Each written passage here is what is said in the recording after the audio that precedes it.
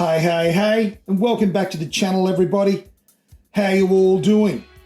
And so what I've done is I've measured up an appropriate piece of ply that is going to be siliconed into the bottom of my PC case here that my boards are going to populate. This will hold the two main Energy 360 boards. One of those boards, which is running the cap bank, this guy here, it's going to have to be stood off the board because of the relay terminals underneath. So I'm going to be using 15mm in height plastic standoffs to stand this board off the ply slightly so it sits nice and level and keeps those terminals off the timber. Not that there's any issue with that anyway, because timber is a great insulator for these sorts of voltages particularly. It'll also just give you that little bit of peace of mind for some extra insulation using your boards into some timber rather than straight into the PC case. I think that's a very good idea to do it that way.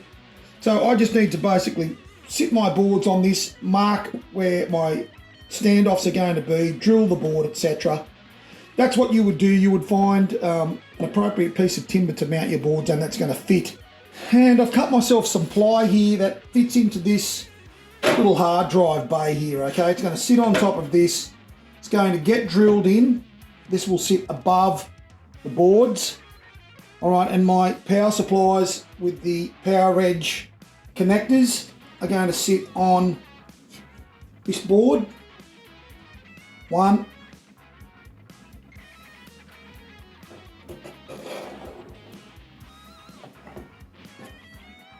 2, these will be running parallel to my front motors for extra grunt. So after a little bit of messing around, I've basically got the configuration sorted out here for how my main boards, my power supplies and my capacitors are going to fit into this surplus PC case. The third power supply, which will run the traction loss and the surge rail axis, it's going to basically slot into this separate hard drive bay here where I've removed all the hard drives. It'll be installed upside down on this piece of chipboard.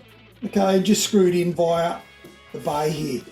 All right, so that will give me my power supplies all in a row. Not that that's important, but this is just how it sort of fits. Now, this is going to be very specific to the PC case that you may get a hold of, but like I said, guys, these are just ideas of how these work. These power supplies here are on this bay's bottom level, if you like, and they'll be secured by some 20mm chipboard, the same as what this single power supply is sitting on. They'll be screwed in.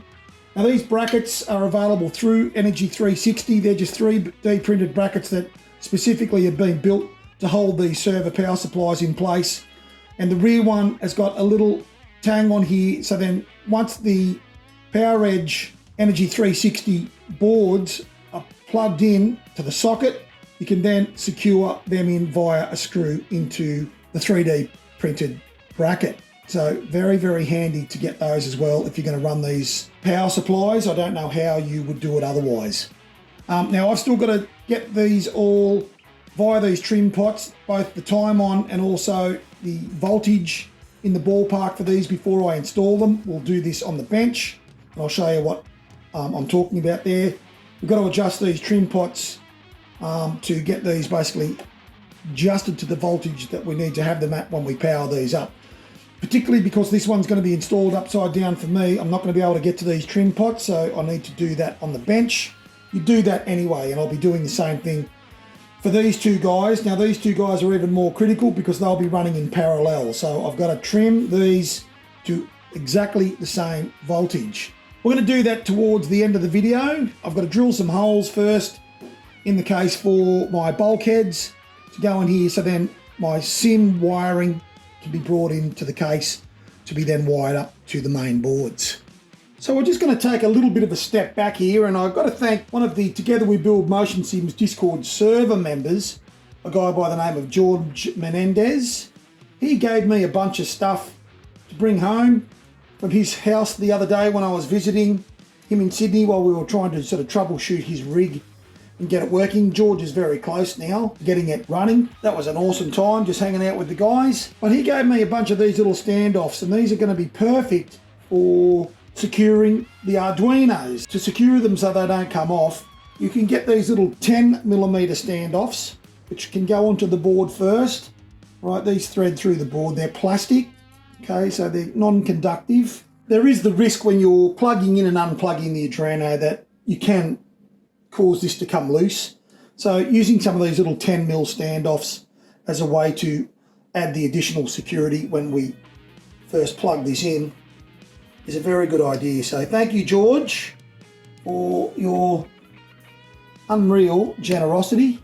Everything's plastic because it is a bit challenging with the amount of real estate that is available on the top of the Legu Adreno here. If you were using metal, you are most definitely going to touch where some of these have been soldered, and that would be not ideal at all.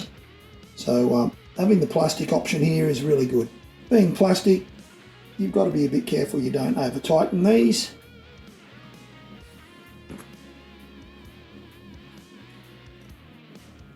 And it's really just rinse and repeat.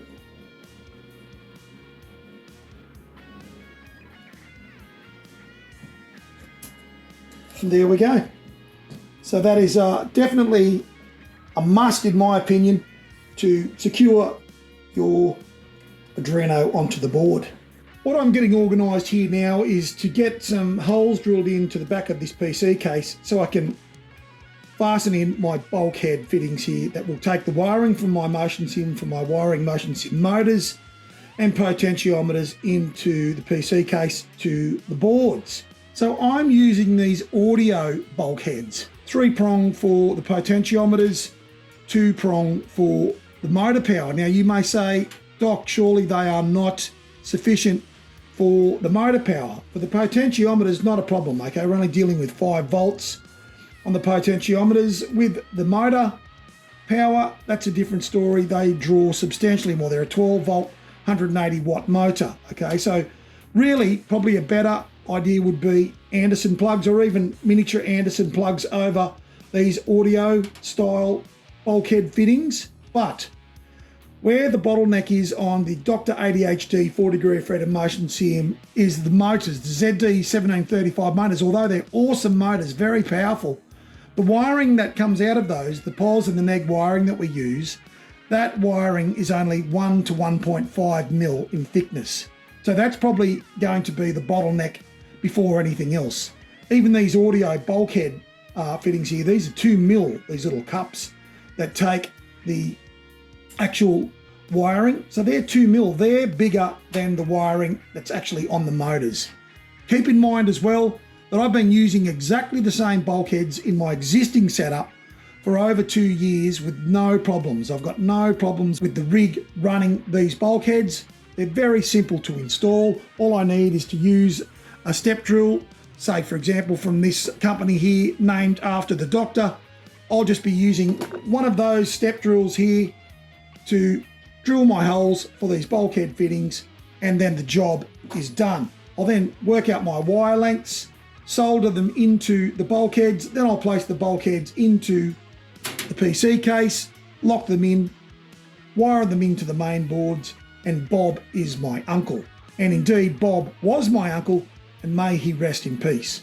All right, let's get this happening. So in the end, that was a bit of a challenge to find enough real estate on the back of this PC case, so I've ended up having to put a couple offset over here to fit them all in. So basically you're just going to install these bulkheads if you decide to run with an audio bulkheads like what I've used. They are very simple to install, and the good news is they don't take up a lot of real estate. If I was going to try and use Anderson plugs in this PC case, for example, it would have been a real struggle to actually find space to use Anderson plugs. So as it turns out, these are the right fit for what I'm using to install these electronics for my motion sim.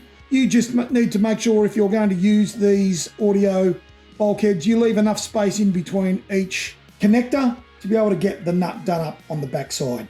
You just measure, mark, drill, and fix. Okay, it's getting close to me being able to install these into this PC case. Before I do that, I need to do some bench testing, and I need to get their voltages sorted out so then they have identical output. Because these power supplies are going to be run in parallel, they need to be identical output, so then one power supply doesn't hurt the other, and vice versa. Now to do this, we have some trim pots on the Energy 360 PCB Power Edge boards here. We've got a Sense trim pot which adjusts the voltage, increases it or decreases it, and you've got a Time trim pot which when adjusted can delay the startup of one of the power supplies. With them being in parallel, we want them to start at the same time. So I'll be testing one at a time first and getting this voltage sorted out. Now guys, in the very first video of how to build a 4-degree freedom motion sim, in the tools list, I recommended that you get a multimeter. You are going to have to get a multimeter, and you should try and get a decent one at that. So I'm going to start with the left-hand side power supply here. I'm going to plug this in, turn it on. We've got 3 LEDs here. When they all run together, it means that the power supply is indeed working as we want it to work. So at the moment I've got the red on startup, I've got the blue and the green, so it's working.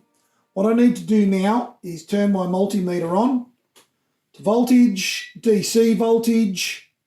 All right, and I'm going to test my 12 volt outs here, okay? These are the power outs to see how many volts I'm running here now. And at the moment I'm running 12.21. So I want to try and get that to 12.25 because that's what Mr. Sparkles says is the sweet spot. So I need to come to my Sense trim pot here. Now I'm not sure which way I'm going to need to trim this to increase the voltage a little bit. I'm going to try clockwise to start with, just a tiny bit, because I'm not too far away from 12.25. 12.21 still. All right, so I'll go clockwise again a little bit more.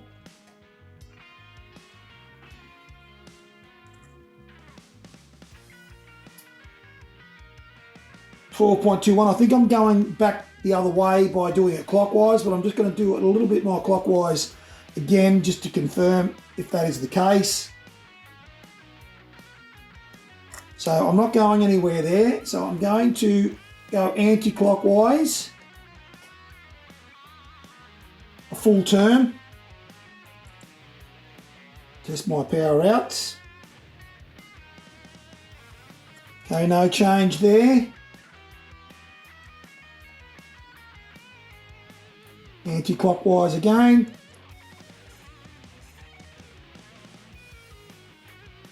Right, so we're still sitting on 12.21. Half a turn, anti-clockwise. That's now moving in the right direction, so it was anti-clockwise I needed to go. Go half a turn again. And I've shot way past 12.63 volts there now. So these are fairly sensitive once you get close. So what I'm going to do is come back clockwise a quarter of a turn.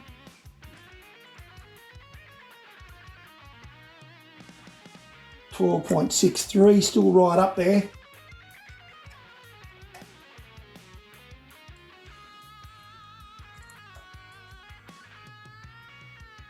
.61.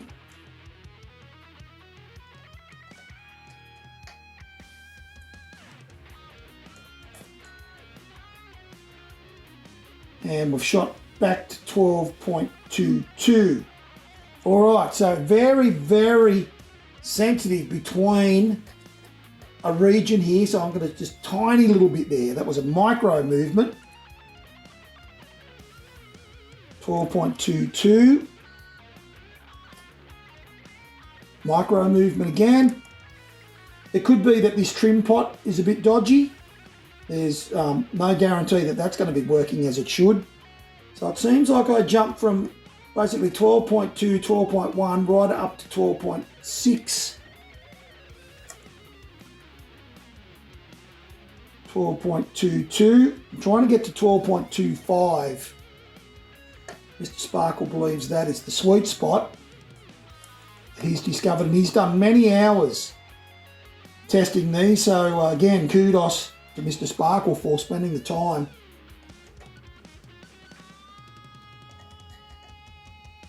back that off a little bit again. So I'm going anti-clockwise here. Aha, there we go, 12.26, 12.25, settling on 12.25. Okay, so that's good. I've got that one sorted. All right, now to do this, obviously, you have to have the Energy 360 Power Edge PCBs plugged into the power supplies. I'm going to turn this one off. Now I'm going to check the right-hand side one. It's take a little while to power down. You're going to need quite a fine flathead screwdriver to do these adjustments on these trim pots. They're very small trim pots. Okay, we'll plug that in, turn that on, and we just wait up for the startup. I'll turn this off so you can see the LEDs come on. So at the moment we've got red only.